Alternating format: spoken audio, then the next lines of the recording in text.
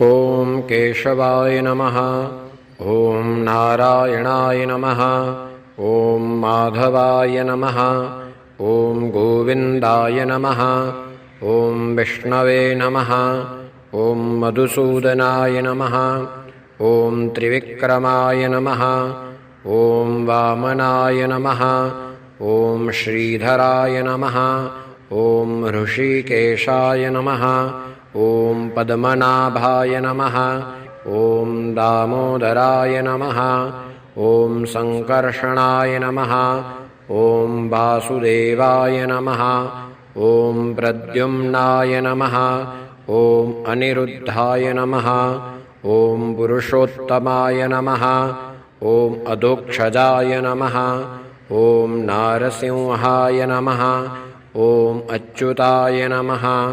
ॐ जनार्दनाय नमः।